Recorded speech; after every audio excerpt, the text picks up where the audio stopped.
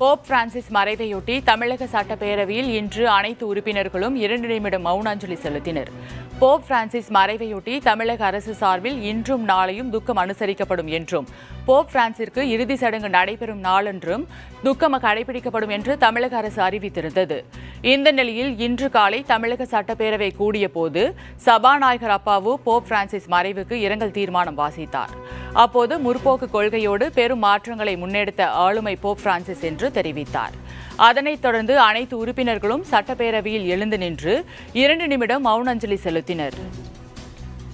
தமிழக சட்டப்பேரவையில் இன்றைய கேள்வி நேரத்தின் போது பெண்களுக்கு என்று பூங்கா அமைத்து தர வேண்டும் என திமுக எம்எல்ஏ மா வரலட்சுமி கோரிக்கை விடுத்தார். இதற்கு பதிலளித்து பேசிய அமைச்சர் KN நேரு, முதலமைச்சர் ஒதுக்கும் நிதி மூலம் ஆங்காங்கே பூங்காக்கள் அமைக்கப்பட்டு வருவதாகவும், மறைமலை நகரில் போதுமான இடம் இருந்தால் பூங்கா கட்டி தரப்படும் என்று கூறினார்.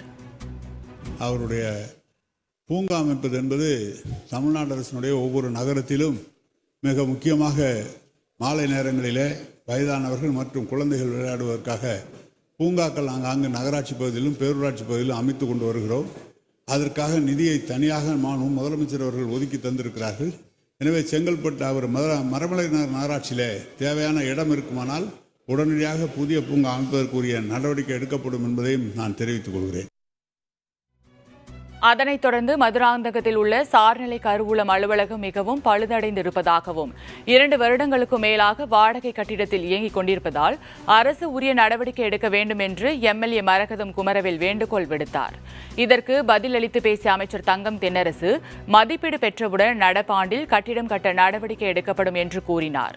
மேலும் சார்நிலை கருவூலத்தில் உள்ள காலி பணியிடங்கள் உடனடியாக நிரப்ப நடவடிக்கை எடுக்கப்படும் என்று அமைச்சர் தங்கம் தென்னரசு தெரிவித்தார். மதுராந்தகம் சார்நிலை கருவூலத்திற்கு தற்போது வருவாய்த்துறையிடமிருந்து நில ஒதுக்கீடு பெறப்பட்டுள்ளதால் பொதுப்பணித்துறையிடமிருந்து விரிவான திட்ட மதிப்பீடு பெற்ற பின் மதுராந்தகம் சார்நிலை கருவூலத்திற்கு புதிய கட்டடம் கட்ட உரிய நடவடிக்கை மேற்கொள்ளப்படும். அந்த சார்நிலை கட்டடம் என்பது ஒரு பாரம்பரியமான ஒரு பழைய கட்டிடத்தில் இருந்தது. இப்போது வாடகை கட்டிடத்தில் அது இயங்கிக் கொண்டிருக்கிறது. அதற்கு உரிய கட்டடங்கள் கட்டுவதற்கு இன்றைக்கு பொதுப்பணித்துறை இடத்திலிருந்து நாங்கள் அதுக்கான அந்த முன்மொழிவுகளை பெற்றிருக்கிறோம். மாண்புமிகு உறுப்பினர் அவருடைய கோரிக்கை ஏற்று நான் இந்த ஆண்டே அதற்கு உடனடியாக இந்த கட்டடத்தை கட்டுவதற்கு எல்லா விதமான ஏற்பாடுகளும் துறையின் சார்பில் மேற்கொள்ளப்படும். அங்கே போதிய பணியாளர்கள் வேண்டும் என்றும் அவர்கள் கேட்டிருக்கிறார்கள். இந்த ஆண்டே அதையும் நான் முன்னுரிமை அடிப்படையில் எடுத்துக்கொண்டு மதுராந்தகம் சார்நிலை கல்லூரத்தில் அந்த பணியிடங்களை உடனடியாக நிரப்புவதற்கும் அரசு உடனடியாக நடவடிக்கை எடுக்கும் என்பதை நான் தெரிவித்துக் கொள்கிறேன். சட்டப்பேரவை கேள்வி நேரத்தின் போது பேசிய சட்டமன்ற உறுப்பினர் ஜவஹர்லா, கவிக்கோ அப்துல் ரகுமானின் பிறந்த நாளை அரசு விழாவாக கொண்டாடப்படும் என அறிவித்ததற்கு தனது நன்றியை தெரிவித்தார். மேலும் கோவை மற்றும் திருச்சி டெல்டா மாவட்டங்களில் மக்கள் பயன்பாட்டிற்காக வக்பு தீர்ப்பாயம் அமைக்க நடவடிக்கை எடுக்கப்படுமா என கேள்வி எழுப்பினார். இதற்கு பதிலளித்த அமைச்சர் நாசர், தற்போது சென்னையில் இருப்பது போல மதுரையிலும் வக்பு தீர்ப்பாயம் உருவாக்கப்பட்டு வருவதாக தெரிவித்தார்.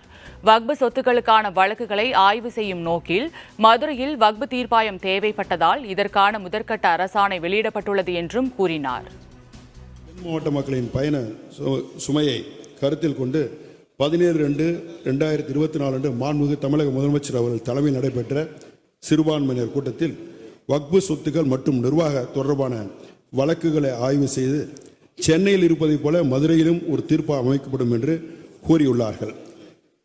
இதற்காக முதற்கட்டமாக மதுரையில் வக்பு தீர்ப்பாயத்தினை அமைப்பதற்கு 13 பணியிடத்தை ஒப்பளிப்பு செய்து 26/3/25 அன்று அரசாணை வெளியிட்டுள்ளது. மேலும் இதனை தொடர்ந்து செய்யும் பணிகளை நடைபெற்று வருகிறது என்பதை மாண்புமிகு பேரவைத் தலைவராக மாண்புமிகு உறுப்பினர் அவர்களுக்கு தெரிவித்துக் கொள்வதோடு, அதே போன்று மாண்புமிகு உறுப்பினர் அவர்கள் திருச்சி மற்றும் கோவையிலும் தீர்ப்பாயம் அமைக்க கோரியுள்ளார்கள்.